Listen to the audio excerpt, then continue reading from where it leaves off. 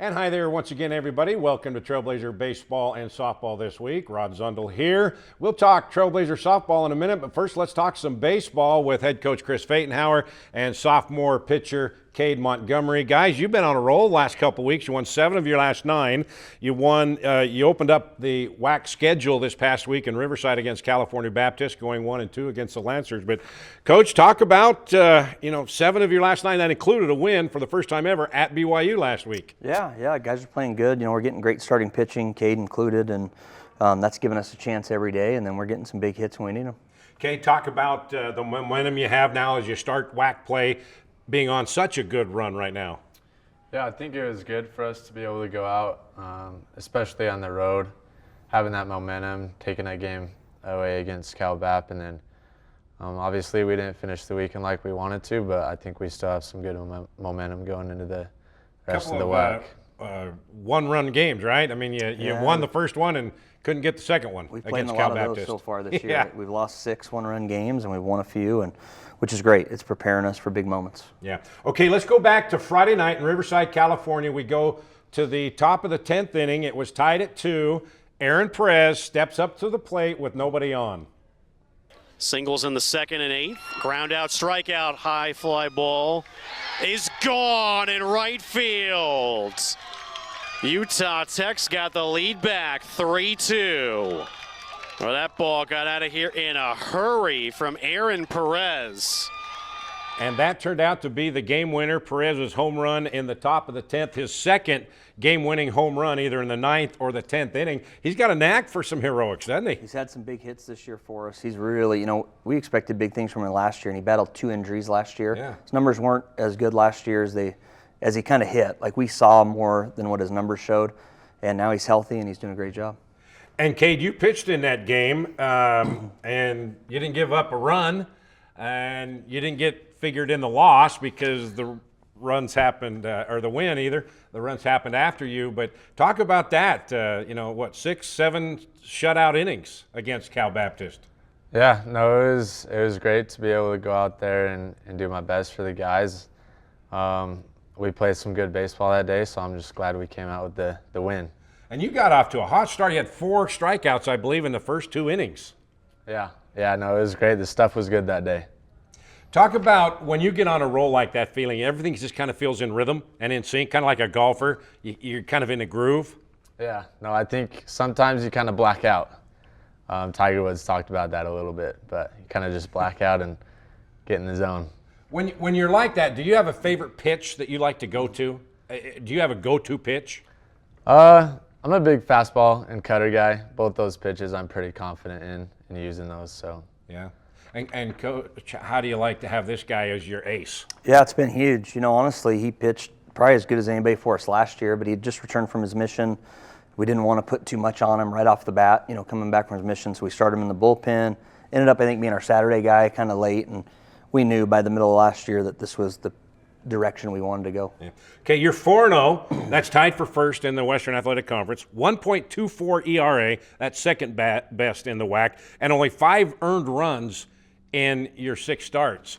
Those pretty good numbers, Coach. And a couple more timely hitting, he would be 6-0. Yeah, and he knows that. I mean, he knows we talk about all year. Friday nights are tough in Division I baseball. It's a Friday night guy against a Friday night guy. It's velocity, it's secondary stuff, and we've just asked him to give us a chance every day. And I mean, he honestly doesn't care if he gets the win or the loss. He just wants us to be successful, and I mean, that's, I think, part of why we're in a good place right now. Yeah, and in that, you have been getting some pretty good hitting. When you had won 6 in a row, you'd given up you'd had 59 runs, so almost 10 runs a game. Do you see that continuing, and why have you been able to be so successful? Because I knew that was one of the things you focused on when you started this season. Yeah. I mean, we've got a good, mature group of hitters. We've got a lot of Division I at-bats in our program. A lot of guys that have seen it, nothing surprising them. Certainly, yeah, I mean, you get into WAC play, pretty offensive parks. But there's a lot of good Friday night guys. There's a lot of good bullpen guys. So, I mean, if we can continue the progression of where we're at and where we're going offensively, we got a chance to win a lot of games. And Cade, what's the feeling like now as you guys have won 7 of your last 9, starting out 1 and 2 in the WAC, right in the middle of the pack. Nobody is undefeated in the WAC. Just talk about where you guys are mentally and saying, okay, you know what? You're above 500 probably for the first time since you turned Division I, so the program is going up here. Yeah, no, mentally I think we're in a good place.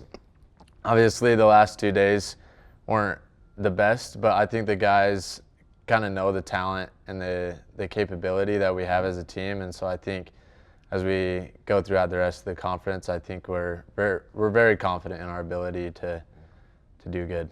All right, let's talk a little bit about yourself. We know you're from Davis Dart, Kaysville High School, sophomore pitcher. Just fill us in. Who's Cade Montgomery? Where'd he come from? What's it all about? Baseball has been my life. I don't know. I mean, I've played baseball. I played golf in high school as well. Okay, hold on. What's your handicap? I don't know what it is now. I've seen this guy golf. Can you beat him? In high school, I could probably beat him. High school, I was probably around scratch, but now really? Probably. I'm probably like a 6 or 8 on a good day. Yeah, I don't buy it. We've got some golfers in our program. Yeah? Yeah, we do. So we'll match up anybody on the golf course, our team? They're pretty good. Okay. So family life, all that kind of stuff. Well, how did you get involved in baseball? Somebody introduce you to the game? Yeah, just my dad. I mean, I remember as soon as I could walk, I was playing baseball. My dad was a college golfer, really good athlete. So he kind of stuck me in sports and helped me to be where I am today, kind of just pushed me and is my biggest supporter along with my mom as well. Yeah, now there was a Montgomery that played at Utah State, I think, or golf. Yeah. Was that your dad? That was my dad. Jeremy? Yeah. Jeremy Montgomery. That's your dad? Yeah, that's my dad. Oh, be darned. I watched him come through the ranks, and he was a stud on the course. Yeah, no, he's a good player. Wow, you got genes like that, Coach. Yeah. His dad was smooth, and he's got the smoothness too as well, doesn't he? We recruit well. I'll be darned. I didn't put the 2 and 2 together, but when you said your dad was a college golfer, that's impressive. All right, you have the Utes coming to St. George tomorrow on Tuesday. And then you have the weekend off, Coach. Yeah, it's kind of a unique scheduling thing that, as we lost some teams out of the WAC, some weekends opened up, and it was so late we weren't able to fill it, which is one of the reasons we've played so many games at this point in the year. Yeah. But yeah, we got the Utes here tomorrow, and then we go up there next Tuesday, and we have a little gap in between. But we're excited to get another Pac-10 or I don't know what league everybody's in now. Big 12 team in and compete at a high level. How soon before he knows when he's going to start? Is he going to start any of these games against the Utes? No, he probably won't start. I mean, it might work out to get him an inning out of the bullpen or something like that. Yeah. But we really like where our starters are right now. We don't really want to mess with their routine. So, between myself and Coach Stang, our pitching coach, we'll discuss kind of where we're at with those guys. But for the most part, I mean, conference is our number one priority right now. Yeah.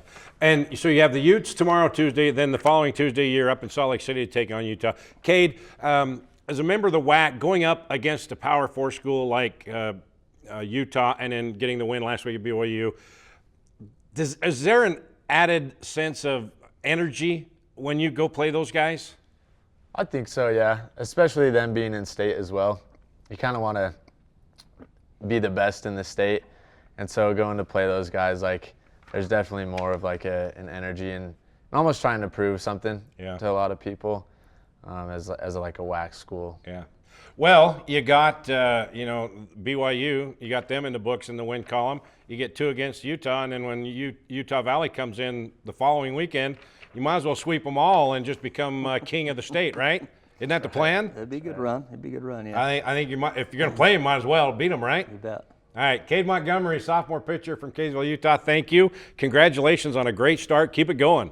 I will. Coach. Good luck against Utah tomorrow. Thank you, appreciate you. All right, we're going to take a break. When we come back, the softball story. If you haven't seen Utah Tech University lately, chances are you haven't seen it at all. With hands-on polytechnic learning across 300 academic programs, 30 new and renovated state-of-the-art facilities, the most affordable university tuition in the state, and 300 days of sunshine. Why look anywhere else? Discover why Utah Tech was recently named one of Education Magazine's 10 prominent universities and colleges to watch. Join us and experience the active learning, active life difference at Utah Tech. Time now to talk Trailblazer softball with head coach Randy Simpkins and junior shortstop from Hawaii, Lakaya Brazier Kahawai Kakona. Welcome. So you guys coming off a 3-game homestand with Utah Valley, the old Hammer rivalry. You won 2 of 3, won the doubleheader on Friday, and then we're not going to talk about Saturday. We won't. Yeah, okay, good. But you guys playing some pretty good softball in that doubleheader. Your bats were alive. You were down, and you had to have some big innings to come back and get the wins. We strung together some really good plate appearances, 20 hits. I think we had 10 walks, a lot of base runners, and some really, really timely hitting on Friday. You had 3 RBI in both of those games. Just talk about playing Utah Valley and getting your second and third win in WAC play. I kind of just thought about like seeing the ball well, passing the bat. It kind of worked in our favor because came out with the win. Yeah. So this week or tomorrow on Tuesday, you go to UNLV to play the Rebels. Then you get back into WAC play Friday and Saturday at Abilene Christian. And it's never, it's never too early to say they're must-wins, and they're not must-wins this early. But these are crucial because you're right there where you have a chance to move up with just 1 or 2 wins. Yeah, no, it's everybody's good. Tarleton, who was picked to maybe be in the bottom half of the conference, beats Grand Canyon 2 out of 3 at Grand Canyon and had chances to win all 3 games. So everybody's good. Everybody's pitching's good. Everybody's hitting's good. Everybody's pretty well coached. So yeah, everything's a little bit of a must-win. And it was intense against Utah Valley, especially in game 1. We had a couple of ejections on their side.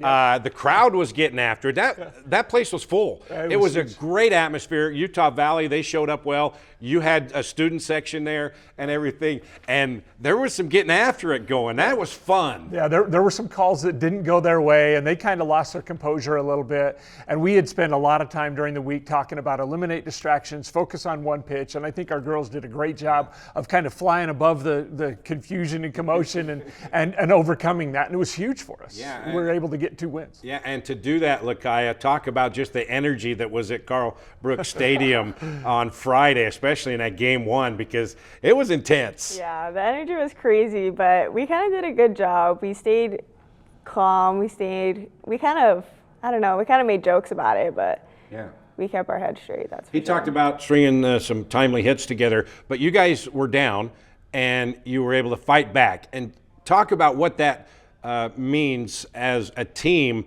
to not lose your composure and your confidence in knowing that, okay, we can get back into this thing. Yeah, we kind of talked about grit a lot in the locker room, and we kind of focused on that, kind of zoned in, and just focused on the pitch. Yeah.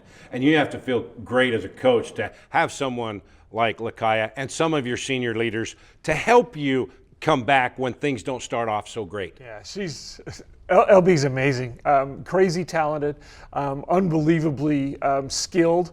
She makes the game look really, really easy. If you've watched her play at all, as a hitter, as a defender, we had her in the outfield for a couple of years, and now she's back to her normal position as shortstop. Yeah. She makes some plays that are just ridiculously easy, that are really, really difficult plays. So it's great to have her with us. Well, and yeah, here, game 2, you got an RBI into right field that kind of put you over the hump and got you some distance between you and Utah Valley. Yeah, that was a big hit for us. That was huge. I think she had one down the right field line, and Riley Haith had one down the left field line. Ellie was able to get one just over the second baseman. So timely hitting was huge in that Friday games. Okay, Lakaya, let's get to know you a little bit better. You're from Hawaii, so just tell us, about your family life and how you got started in softball and why you chose Utah Tech. I'm born and raised in Maui. I've got an older sister, younger brother. My older sister just got a baby, so I'm an auntie now. First time? First time. All right, Auntie. And yeah, I started off in baseball and kind of transferred over during high school, and that's when I ran into Coach. And how did you run into her? You know what? Their Maui Titans team ended up kind of doing a little camp circuit through Utah. They did some camps in northern Utah and then some camps here, and then we did a camp in Maui.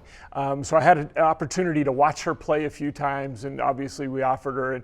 And she's a kid that is not really a can't miss kid, but you watch her play, and it's immediately evident of how skilled she is. Some kids you have to watch a long time to kind of appreciate her from the first time you see how easy the game comes to her and how skilled she is and how hard she works at it. Did you have to go to Hawaii to recruit her too? No, but that was a perk. That was a perk. So it was fantastic to get to know her and her family a little bit more. So what was the final decision to come to St. George and Utah Tech for you? No snow. Kind of like home? Yeah, kind of like home. Yeah. So what is it that you want to do now? You got a couple years this year and next year. Where do you see this team going now, and what do you want to improve on and see yourself doing the next year and a half? I look on just expanding the team, getting them to that WAC conference, and after that, I plan on moving back home, finding a job, plan on becoming an EMT. Yeah. And what's your major? Health communication. Okay. And so you have a teammate. You can't get homesick because you have a teammate from your high school in Hawaii, right? Yeah. Maka Sonanini, right? Yeah. So that helps out, doesn't it? A lot. We help each other out a lot. We were kind of best friends in high school, so it kind of played out really good. So which came first? Her recruiting and then Maka, or Maka and her? I actually, when we recruited her, we had three of them. Jessica I, who played for us for a while, Lauren Almeida, and LB, and we kind of recruited them, and then Maka came after that. Maka was a little bit younger. So, but yeah, so that Maui connection has been really good, and those young ladies have been fantastic for us. And you went back to Hawaii, a month ago, and he told us he tries to make a point of that, going back to where the hometowns are. So what did that mean to you, going back to Hawaii and being able to play in front of your hometown there? It was good. It was fun to see everyone in the stands again. It's kind of hard, like, having them travel all the way over here. So going over there and playing was really good. Really helped. Feel like a star going back home? Yeah. She's played really well at that field. Yeah. Okay, so you got UNLV tomorrow, then you get back into WAC play against Abilene Christian. I ask this every week. What do you want to see out of your team now going into this week? Just a little bit more consistency, and we've talked about that. Starting pitching's got to be a little bit more consistent. We were pretty good the other day. On Friday, Saturday we didn't pitch it well until the end. So we've got to get a little bit more consistent starting pitching that way, and then just consistent at bats all the way around. We've hit it pretty well for most games. We just got to continue to pour it to it. Okay, Tuesday at UNLV, then Friday and Saturday at Abilene Christian. Lakaya, thanks for coming in. Thank you. And good luck. Thank you. Get it done this week. Coach, thanks. Thanks, Ron. All right, thanks for watching. We'll see you next week.